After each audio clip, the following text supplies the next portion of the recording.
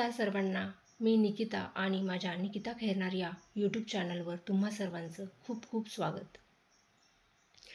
मैत्रिणींनो, आज आपण बघणार आहोत तांब्या पितळाचे आणि घरातील जे चांदीचे देव असतात ते देव व तांबा पितळाचे भांडे अगदी प्रभावीपणे अगदी सोप्या पद्धतीने कसे साफ करायचे तेही कमीत कमी वेळामध्ये आणि एक छोटंसं प्रॉडक्ट वापरून.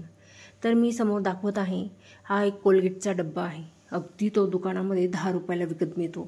हा डब्बा वापरून आपण चांदीची कुठलेही देव असोत, चांदीच्या वस्तू असोत, चांदीच्या पायातील साखळ्या असोत अगदी प्रभावीपणे चकाचक करू शकतो. आणि तांब्या आणि पितळ्यासाठी मात्र आपण हे गोदाजल म्हणून एक प्रॉडक्ट आहे, ते कुठल्याही देवाधर्माच्या वस्तू मिळणाऱ्या दुकानात एकदम इझिली मिळतं किंवा स्वामी समर्थ केंद्रामध्ये सुद्धा तिथल्या दुकानांमध्ये ते इझिली मिळतं. याचं प्रॉडक्टचं नाव आहे गोदाजल. हे प्रॉडक्ट देखील अगदी 30-35 रुपयात मिळतं.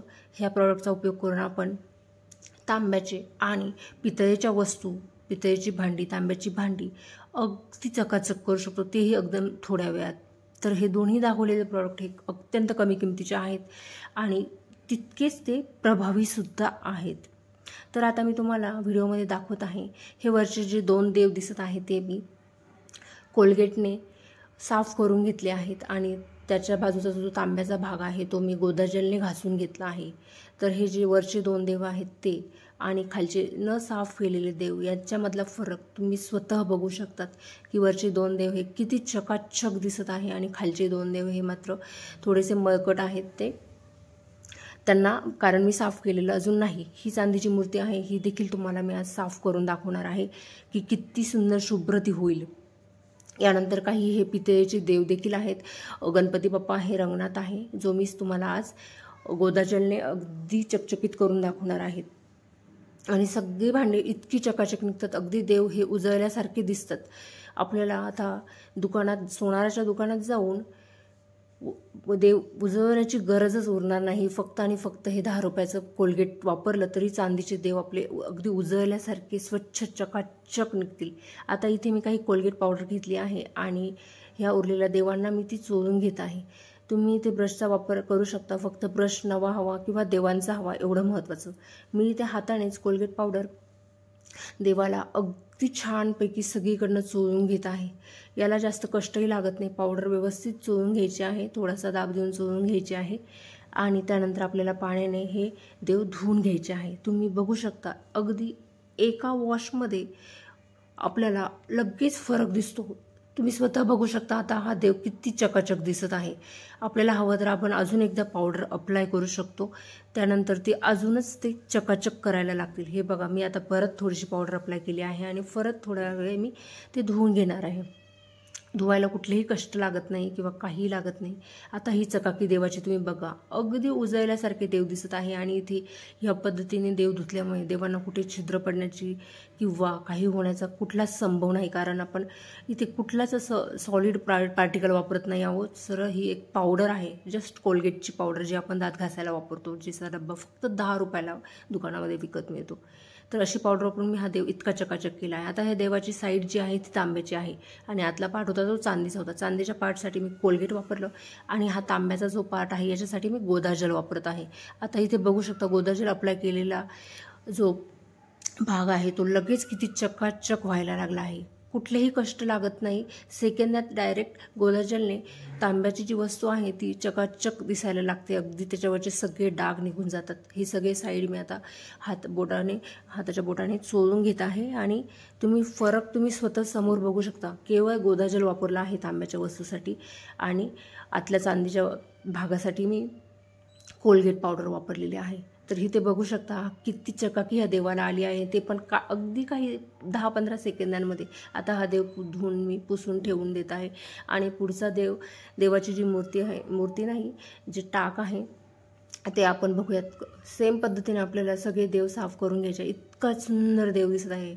आता ही पुढची मूर्ती घेतली आहे, त्याला मी त्याच पद्धतीने आतला चांदीचा भाग हा कोलगेटने पुसून घ्यायचा आहे आणि उरलेल्या तांब्याच्या भागासाठी आपल्याला गोदाजल अप्लाय करून तांब्याचा भाग, हे बघा इथे सुद्धा किती तांबं चकाचक करायला लागलं. अगदी सेकंदात अप्लाय केलं की फरक दिसू लागतो. अजिबात वेळ घेत नाही. दुसराही देव माझा धुवून झालेला आहे.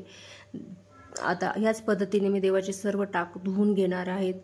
आधी कोलगेट, चांदीच्या भागावर कोलगेट लावून घेणार आणि त्याच्यानंतर तांब्याच्या भागावर मी गोदाजल अप्लाय करणार. या बघा, आता तुम्ही सगळे देव किती चकाचक करायला लागले. ही चांदीची मूर्ती आहे, लक्ष्मीची मूर्ती आहे. ह्या मूर्तीला देखील मी कोलगेट लावून, आता ही मूर्ती तसं म्हटलं तर खूप किचकट आहे थोडंसं स्वच्छ करायला, पण तरी जेवढं शक्य आहे, कारण हिला खूप काचे म्हणजे काना कोणा वगैरे खूप आहेत, तरीही कोलगेट पावडर लावल्यामुळे ती किती स्वच्छ झाली. आता आहे गणपती बाप्पाची मूर्ती. हे पितळ आहे म्हणून याला आपण पूर्णपणे गोदाजल वापरणार आहे. तांबा आणि पितळीसाठी गोदाजल वापरायचं आहे आणि चांदीच्या भागासाठी फक्त कोलगेट पावडर वापरायची आहे.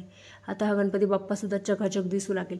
आणि महत्त्वाचं म्हणजे चांदीच्या ज्या आपल्या पायातील साखळ्या असतात, तोरड्या असतात, त्या पण पायात घालून घालून खूप काळ्या पडतात, तर त्यासुद्धा काही सेकंदांमध्ये कोलगेट पावडरने चकाचक होऊ शकतात. आपल्याला बाकी लिंबू, मीठ वगैरे काही उद्योग करायची गरज नाही, दही वापरायची गरज नाही. अगदी 10 रुपयाच्या कोलगेटच्या पावडरमध्ये आपण जवळजवळ 6 महिने कितीतरी वस्तू, चांदीच्या वस्तू आपण अगदी चकाचक करू शकतो. आता बघा, हे किती घाणेरडं पाणी, काळपट पाणी खाली साचलं आहे. हे सगळं पाणी म्हणजे आपण जे देव स्वच्छ केले किंवा बाकीचे भांडे वगैरे जे तांब्याचे आणि पितळेचे स्वच्छ करत आहोत, त्याचं ते पाणी जमा झालेलं आहे. इथे आता पितळ झाल्यानंतर मी तांब्याची एक सेपरेट वस्तू तुम्हाला साफ करून दाखवत आहे. एक छोटासा तांब्या आहे आणि त्याच्यावरचं हे झाकण आहे. त्याची चकाकी तुम्ही बघू शकता. गोदाजल टाकल्या ते अगदी चकाचक व्हायला लागतं. कुठलाच त्याला जास्त जोर लावावा लागत नाही आणि त्रासही होत नाही. हा तांब्या बघू शकता तुम्ही स्वतः किती चकाचक दिसत आहे. असं प्रॉडक्ट मला नाही वाटत बाजारात दुसरं प्रॉडक्ट असेल की जे एवढं चकाचक, इतक्या मिनी सेकंदांमध्ये प्रॉडक्ट टाकल्या आपले वस्तू आहेत त्या चकाकायला लागतात. आता या पद्धतीने मी हे सर्व देवाचे टाक, त्यानंतर पितळेचे देव, लक्ष्मीची चांदीची मूर्ती आणि हे तांब्याचं छोटा तांब्या आणि त्याच्यावरचं हे झाकण, हे सर्व गोदाजल आणि कोलगेटच्या सहाय्याने मी साफ करून घेतलं आहे आणि त्याची चकाकी तुम्ही स्वतः समोर बघू शकता. रिझल्ट तुमच्या समोर आहे.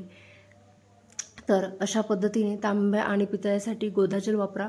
गोदाजल हे इझिली कुठल्याही धार्मिक दुकानामध्ये, जिथे वस्तू मिळतात धार्मिक वस्तू, त्या दुकानामध्ये किंवा स्वामी समर्थ केंद्रामध्ये अगदी तुम्हाला इझिली मिळून जाईल आणि इतकी चकाकी तुम्हाला मिळेल, ते पण कुठलेही खूप एफर्ट्स न घेता आणि अजिबात जास्त पैसे खर्च न करता. 10 रुपयाची कोलगेट पावडर आणि 30-35 रुपयाचं गोदाजल, हे एवढं तुम्हाला 6 महिने आरामशीर जाऊ शकतं आणि अगदी उजळल्यासारखे तुम्हाला हे देव मिळतील.